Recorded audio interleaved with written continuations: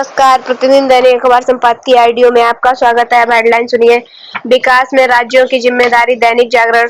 Sensor कितना होगा, राष्ट्रीय सहारा। कैसे बढ़े राष्ट्रीय उत्पादकता, विनीत नारायण। आत्म सुरक्षा, हिंदुस्तान। नियंत्रित एआई से सबका नुकसान, हरजिंदर। अब संपादकीय विस्तार से। विकास में राज्यों की जिम्मेदारी, दैनिक जागरण। प्रोफेसर केवी सुब्रमण्यन, स्तंभकार, आईएमएफ के कार्यकारी निदेशक, भारत के पूर्व मुख्य आर्थिक सलाहकार और इंडिया 100 पुस्तक के लेखक। केंद्रीय बजट को मुख्यधारा के मीडिया से लेकर इंटरनेट मीडिया और विभिन्न औद्योगिक संगठनों के अलावा अंतर्राष्ट्रीय स्तर पर चर्चा मिलती है, जबकि राज्यों के बजट को उतना महत्व नहीं मिलता। चूंकि इन दिनों राज्यों के बजट पेश हो रहे हैं, इसलिए यह सवाल उठ रहा है क्योंकि उन पर कहीं उतनी चर्चा सुनाई नहीं पड़ रही। इस बीच में हमें यह नहीं भूलना होगा, देश संघीय ढांचे के अनुसार चलता है, जहां राज्यों के पास अहम जिम्मेदारियां हैं। हैरानी की बात है कि आमजन से लेकर उद्योग संगठन राज्यों के नीतिगत क्रियाकलापों को लेकर उदासीन रहते हैं, और यही बात मीडिया के एक तबके के लिए भी कही जा सकती है। राज्यों की राजनीति में नए प्रयोग के लिहाज से उन पर नजर रखना और जरूरी हो गया है, क्योंकि ये प्रयोग आर्थिकी पर भी असर करते हैं। किसी भी लोकतंत्र में सत्ता और जिम्मेदारी के बीच संतुलन बना रहना चाहिए। राज्यों का सिर्फ जनता से उभरने वाली ताकत का इस्तेमाल और अपनी जिम्मेदारियों से मुकरना लोकतंत्र के लिए ठीक नहीं है। राज्य सिर्फ मुफ्त की रियायतें देकर नहीं चल सकते। उन्हें अपने राज्य में जीवन एवं कामकाज को सुगम बनाने के लिए बड़े बदलाव भी करने होंगे। समय आ गया है कि आम जन से लेकर मीडिया भी राज्य सरकारों की जवाबदेही को बढ़ाए। अब सिर्फ मुफ्त सुविधाओं की आड़ में काम चलाने के सिलसिले को जारी नहीं रखा जा सकता। राज्य सरकारों को भी तरक्की की राह में अपनी भूमिका के साथ न्याय करना होगा। एक नागरिक, मतदाता और करदाता के रूप में हमें भी उनके कमतर प्रयासों से संतुष्ट नहीं रहना होगा। राज्य सरकारें नाकाम रहेंगी तो अंततः नुकसान हमारा ही होगा। भारत को विकसित राष्ट्र बनाने का काम राज्यों की सार्थक भूमिका के बिना संभव नहीं होगा। सेंसर कितना होगा, राष्ट्रीय सहारा।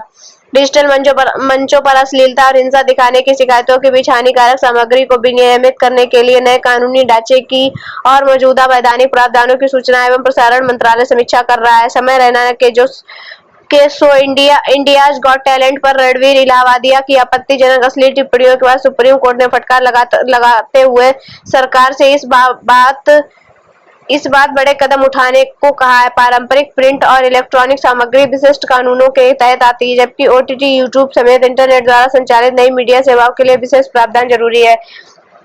इन प्लेटफॉर्म्स को आईटी नियम 2021 के तहत आचार संहिता का सख्ती से पालन करना जरूरी होने के बावजूद अनुचित सामग्री परोसी जा रही है। मंत्रालय के अनुसार ओटीटी इसका पालन नहीं करता तो सूचना प्रौद्योगिकी अधिनियम 2000 की धारा 67(ए) व 67(बी) के तहत कार्रवाई की जा सकती है। इन धाराओं के तहत अश्लील सामग्री का प्रसारण प्रकाशनीय दंडनीय है। बीते साल 18 ओटीटी प्लेटफॉर्म, 19 वेबसाइट, 10 ऐप्स और 57 सोशल मीडिया अकाउंट्स ब्लॉक किए जाने के बावजूद यह प्रवृत्ति नहीं रुक पाना घातक है कि अश्लील सामग्री और अभद्र भाषा प्रयोग करने वालों पर लगाम कसना कठिन है। सरकार ने ओटीटी सामग्री को उम्र के आधार पर निर्धारित करने को कहा है, हालांकि वे इसे तफसीलन पहले ही अंकित करते हैं।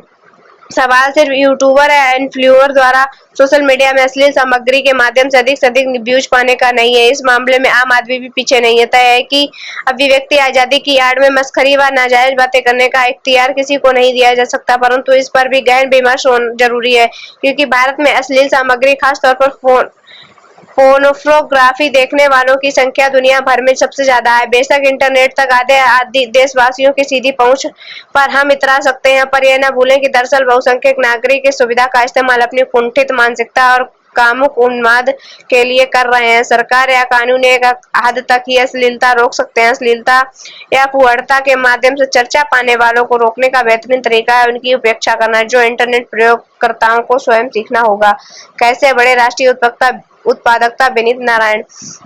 प्रधानमंत्री नरेंद्र मोदी कई बार दावा कर चुके हैं कि उनके तीसरे कार्यकाल में भारत दुनिया की तीसरी बड़ी इकोनॉमी बन जाएगा। फिलहाल भारत दुनिया की 5वीं सबसे बड़ी अर्थव्यवस्था वाला देश है। अमेरिका पहले नंबर पर, जिसकी अर्थव्यवस्था का आकार $26.7 ट्रिलियन है। दूसरे नंबर पर चीन है और इसकी अर्थव्यवस्था का आकार $19.24 ट्रिलियन है। तीसरे नंबर पर जापान $4.39 ट्रिलियन के साथ मौजूद है। एक अनुमान के अनुसार भारत 2030 तक जापान को पीछे छोड़ते हुए दुनिया की तीसरी सबसे बड़ी अर्थव्यवस्था वाला देश बन जाएगा।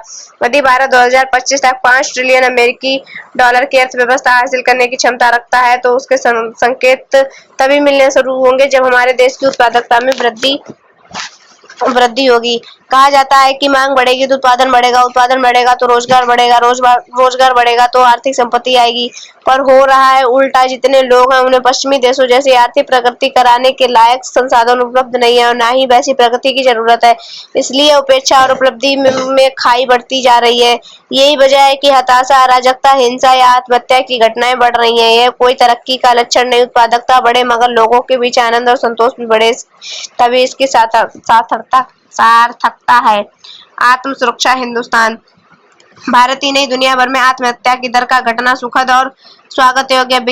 विगत 3 दशक में भारत में अगर आत्महत्या की दर में 31.1% की कमी आई है, तो वहीं विश्व के स्तर पर लगभग 40% की गिरावट इस बात का संकेत है कि लोगों के मानसिक स्वास्थ्य पर काम हुआ है। लोग भी मानसिक रूप से विकसित हुए हैं और आत्महत्या जैसे जघन्य अपराध को स्वयं से दूर रखने लगे हैं। शोध पत्रिका द लैंसेट पब्लिक हेल्थ में प्रकाशित एक अध्ययन के अनुसार साल 1990 में भारत के प्रति लाख आबादी पर 18.9 लोग आत्महत्या करते थे, जबकि साल 2021 में प्रति लाख आबादी पर 13.5% लोग ही अपनी जान के दुश्मन बने। Global burden of injury and risk factor study (GBD) 2021 के परिणामों पर आधारित विश्लेषण पूरी दुनिया के लिए कारगर है। एक अच्छी बात है कि महिलाओं में आत्महत्या की दर ज्यादा घटी है। साल 1990 में प्रति लाख महिलाओं पर 16 से ज्यादा महिलाएं आत्महत्या करती थी। अब यह आंकड़ा गिरकर 10 के 5 पहुंच गया है। महिलाओं की बढ़ती आर्थिक सामाजिक ताकत और समय के साथ उनकी मजबूती होती है मानसिकता का भी परिचायक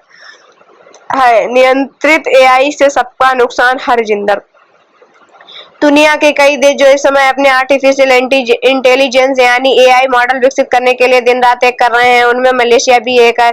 अतीत में आर्थिक तरक्की की बहुत सारी मंजिलें तय करने वाले इस देश के पास भी सारी संभावना है जिनसे वह अपना AI पेशेवर ढंग से विकसित कर सकता है। पिछले दिनों मलेशिया के प्रधानमंत्री अनवर इब्राहिम ने AI मॉडल विकसित कर रहे अपने पेशेवर के लिए यह फरमान जारी कर दिया कि जो मॉडल विकसित कर रहे हैं उनमें इस्लामी मूल्यों का समावेश करें। उनका कहना था कि हमें इस्लामी संवेदनाओं वाले ऐसे AI की जरूरत है जो मानवता की बेहतर ढंग से सेवा कर सके।